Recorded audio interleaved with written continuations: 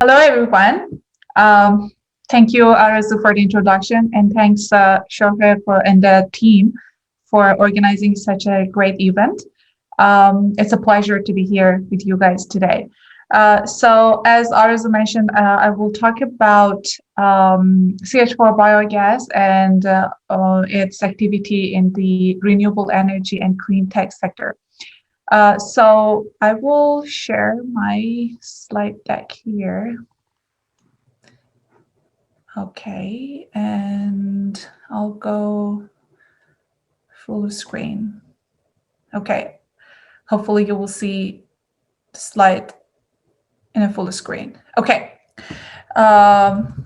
so as Arzu mentioned, I will talk about the clean energy production from organic waste, which is the focus of the CH4 biogas company in the private sector as a company established 10 years ago in Ottawa, Ontario, Canada. So first, I will have a very brief introduction about the company, and then I'll talk about the technology that we offer as part of our services. So CH4 Biogas is a clean tech company that offers the design and construction and supervision and operation of the biogas plants. And the biogas plants is like a chemical factory biochemical factory that converts the organic waste to the energy, to the renewable energy. And it will be eventually leading to reduction in the GHG emission and carbon footprint, and then it addresses the climate change issues and waste treatment and waste management. So what we offer is that we offered our very innovative designs compatible with like different sectors, like from food industry, from agriculture, farming, and organic waste from basically all the resources that we take this organic waste and then we produce renewable energy. We are based in Ottawa, but we have our business development offices in California and also in Chile and Uruguay. And we have our more than 30 biogas plants designed and built in Canada, in US, and in South America. We have biogas plants in Chile, in Argentina, in New Mexico, and also in East Coast and West Coast in Canada. So that was like a brief introduction. And then as the introduction of the subject, I will talk about the circular economy first, and then I'll go through the bioeconomy and then what the technology has CH4. So what is circular economy, which is like a very popular topic these days, is just changing from the linear economy to a closed loop economy that has like changed from the make, waste and dispose of the materials, which is like from the extraction of the raw materials, manufacturing, distribution, using, and then wasting, to a closed loop, which is like we take the raw material, we manufacture, but we have like a closed loop to reuse all the as much as possible the resources that we have started with. It has like two different parts. It's like the mining or like other materials manufacturing, and also we have biological side. And then the biological side of the circular economy is called bioeconomy, and then it has been changed from the natural resources economy to fossil economy, and then now we have the sustainable development that uses the renewable and sustainable resources and materials, and then that has led to like to flourish local businesses, resources, and employment. And it has like a very significant jump in GDP and well-being of the people as well. So it addresses the GHG emissions and climate change, global warming. And then the the resources that we use is organic waste, as I mentioned. But what is organic waste?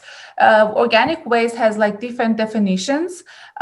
In chemistry, the compounds that has carbon, hydrogen, and oxygen are called organic waste.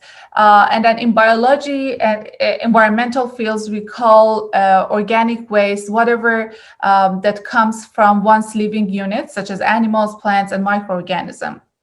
So basically, the food waste, the forestry, the animal waste are all part of the organic waste. So these are all the materials that can be used in the biogas production plants that CH4 designs. The existing treatment methods for the organic waste currently are composting, landfilling, incineration, and recently we have biogas production. We are familiar with the composting as one of the kind of traditional and conventional methods for waste treatment. In this treatment or technology, the aerobic reaction happens, and then we have a huge amount of CO2 emissions. There are advantages and disadvantages for this technology. The advantage is that at the end of the process, we have the materials that have the nutrients, the nitrogen, phosphorus, potassium, that can be used as the fertilizer. The drawbacks are that like we need like a really huge facility for this, and it takes like a long time, like 6 months to produce compost from the organic waste. And also we have still CO2 emissions, so it's not like kind of zero carbon footprint or even carbon negative. The landfilling, which is like the kind of unfortunately one of the most common ways and the worst way that we can use for treating our or managing the waste, and it's like basically dumping the organic waste under the ground, and that would cause the pollution of the water, surface water, groundwater, and also air pollution. And also we have a huge amount of methane emission that causes the global warming, and it's like one of the GHG emission resources. And incineration is one of the most expensive ways for waste management. It needs it has like a really high energy requirement, and also it depends on what kind of waste we have. We can have like toxic materials emitted to the atmosphere as well. Biogas is the safest, is the kind of environmental friendly method that we can use for waste management. And this is what CH4 Biogas is focusing on. It's like the core activity as the clean tech company. But what is biogas production, or how it works in the circular economy? So we have the process of the biogas production, which is called anaerobic digestion. So what we have is we have like the organic waste from all the resources, from businesses, from like communities, municipalities, farms, it could be like the kitchen waste, it could be from like restaurants, hotels, and everywhere that we have like these materials that are separated as the organics. In the biogas production process, we have like the biological reactions with like different stages, and then we have two different products, biogas and also the digestate, which is the liquid effluent. The biogas, which is the main product of this process, is used to produce renewable energy. It could be renewable electricity, which is using the CHP, or it could be upgraded to renewable natural gas, which is like 98-99% methane that can be injected to the pipelines, and then it can be used as like natural gas in any like community and in any businesses or any other facility. And also we have the digestate, which is the liquid effluent, which can be used as a fertilizer. So what happens is that all the nutrients that are in the organic waste, they will be present at the liquid effluent without any changes. So whatever we have in, we have out. And that could be make a closed loop to use all these nutrients in our agriculture. So when we use these fertilizers in growing foods, and then these foods are like used in the cycle, and then as the waste, they will go again to the process. So it's completely closed loop here. And then this is like the big picture of what happens. So we have the waste, which could be any kind of organic waste resources, food waste or animal waste. And then through the anaerobic digestion, we will produce biogas, and then the gas can be upgraded and can be used as the natural gas in the pipelines. And like we have like incentives and we have the regulations and policies that are kind of forcing the utilities to have a specific percentage of the RNG in the pipeline. We have heard that in Canada we will have up to 5% right now, and then it will increase in the future. And then that's something we're really promising. And this is like the kind of what we can have as the output. So when we have the inputs as the, basically it started with the cow manure, which has like all these kind of microbial population to start the process. And then we have the food waste, which is basically the organic material. And then it will go through if this is like a farm-based anaerobic digestion, it can be like 50% cow manure. It could be like any kind of composition between like the organic material that has like a balanced fat, protein, and carb composition. And then when we have the biogas as the output, as I mentioned, it could be electricity, or it could be renewable natural gas in addition to using the effluent as the fertilizer. And this is a kind of like a picture from one of our plants in Massachusetts. As you can see in the middle, this is like the main reactor, the AD tank. And then you can see the domes on top, which is like the container of the biogas when we store the biogas after production in the main reactor.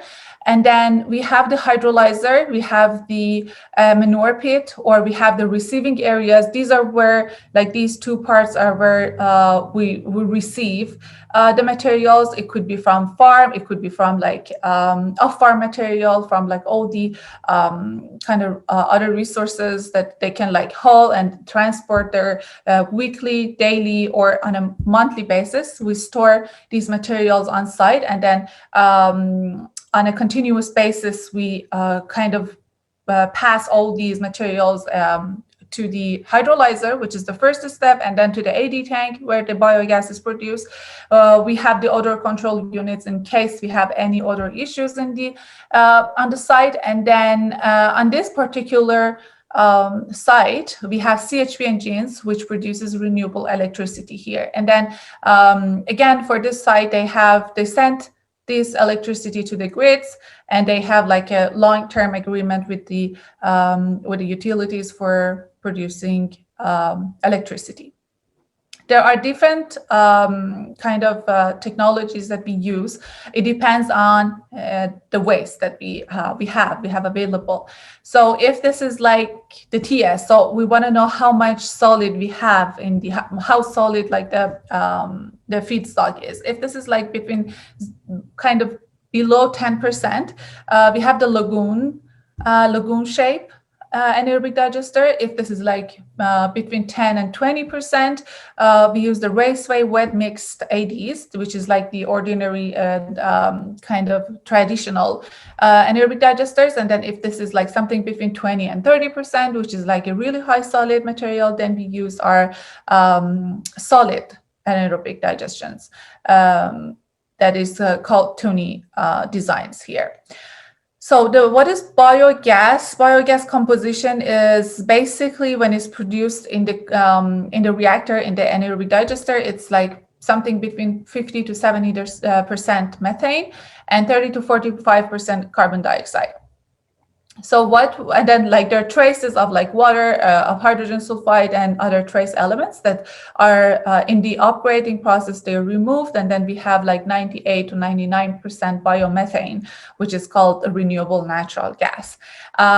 in this case, actually, what we have as the methane is the energy potential in the food waste, in the organic waste that we are kind of avoiding the emission to the air, and then we are kind of converting this potential to use as the renewable energy. So that's the part of the organic waste that we are kind of removing from GHG emissions. So we are kind of reducing the carbon footprint here.